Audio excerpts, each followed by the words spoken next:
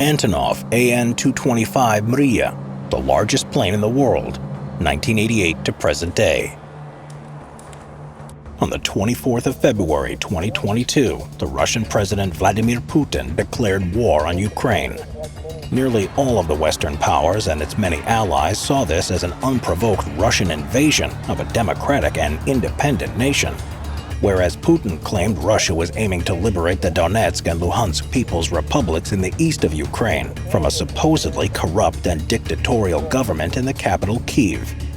Putin also demanded Ukraine's permanent exclusion from the West's military alliance, NATO, seeing the expansion of the alliance to its borders as a threat, while furthermore seriously questioning the legitimacy of Ukraine's autonomy from Russia.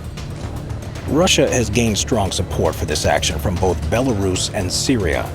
On the first day of the conflict, Russian paratroopers attacked Hostomel airfield, a former Soviet Union secret test facility, located only 20 kilometers or 12 miles from Kyiv. It was later captured to act as a landing pad for further reinforcements by air. During the intense fighting, an Antonov AN-225 Mriya cargo plane that was at the airfield undergoing routine maintenance was hit and almost completely destroyed. With the loss of this aircraft, a truly unique piece of aviation history was lost, as it was the only one of its kind ever built. It was originally conceived in 1983 to carry the impossible at the time, to bring the Soviet Union's Buran space shuttle and core parts of the Soviet Energia rocket carrier from Moscow to Baikonur Cosmodrome in Kazakhstan. This was considered to be a cheaper alternative than to finance a freeway from Moscow to Baikonur. The US and the USSR had been locked in a space race to outperform the other ever since the first satellite Sputnik was launched on October 4, 1957. The Buran space shuttle therefore had been the rival to the US space shuttle. There were also plans for the Mriya's use as an airborne launch platform for space planes, such as the NPO Molniya's MAX. All the Mriya would need to do was reach a height of 10 kilometers in the sky, and the aircraft on its back could use 90% less of its energy to reach space than from on the ground. In mid-1984, only after a year of planning, a basic design model for this aircraft was finalized by Soviet engineers. It was approved by chief designer Petro Balabuyev of the Antonov Design Bureau in Kyiv and was given the green light by the Soviet government in 1987. Its official name is Mriya, which means dream in Ukrainian, and is also named the AN-225 after Oleg Antonov, founder of the Antonov Design Bureau. NATO codenamed the plane as Cossack, but this name is seldom used when referring to the aircraft. The Mriya first flew on December 21, 1988, only a month after the Buran's inaugural debut. And on March 22, 1989, the Mriya broke 100 aviation records, smashing the previous maximum takeoff weight held by the Boeing 747-400 by 245,000 pounds, or 111 metric tons. In May, after conducting tests at the Baikonur Cosmodrome in Kazakhstan, the plane would fly the 2,400 kilometers back to Kyiv in 4 hours, 27 minutes, despite weighing 1.2 million pounds, or 560 metric tons, while carrying the Buran. 2 months later, it would fly for 3.5 hours to be shown off at the 38th Paris Air Show.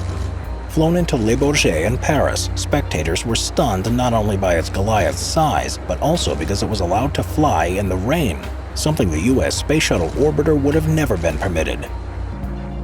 With the collapse of the Soviet Union in 1991, however, the Buran Space Shuttle project would need to be abandoned, as well as any dreams of a second completed AN-225, as funding for such ambitious projects dried up. The final flight with the Mriya and the Buran would occur on April 12, 1991, to mark the 30th anniversary of the first manned flight to space by Yuri Gagarin. In 1994, the Mriya, after 339 flights and 671 hours in the air, found itself too expensive to be maintained, and was consequently grounded and partially dismantled to upgrade its predecessor, the AN-124 Ruslan. The Mriya therefore never had the opportunity to fly any parts of the Energia rocket or to launch any eager space planes into the cosmos. But a few years later, a niche emerged in the commercial market for a heavy-lift aircraft to cater for supersized and ultra-heavy cargo. As a result, in September 1999, the Antonov Design Bureau's successor and the engine manufacturer Motor Sich invested in a commercialized version of the Mriya. In May 2001, the aircraft was restored into service and was operated by Antonov Airlines. Antonov Airlines is a Ukrainian international charter airline which specializes in oversized cargo.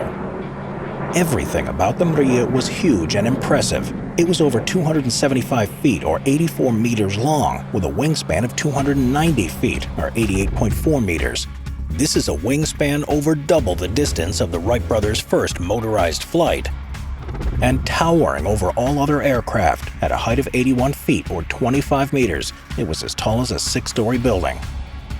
To control this monster of an aircraft, it took a crew of 6 people, a pilot, a co-pilot, 2 flight engineers, a navigator, and a radio operator. The Mriya's colossal airframe was powered by 6 enormous Progress D-18T turbofan engines, 2 more than the previous Ruslan model, each capable of producing 51,000 pounds or 24,000 kilograms of thrust.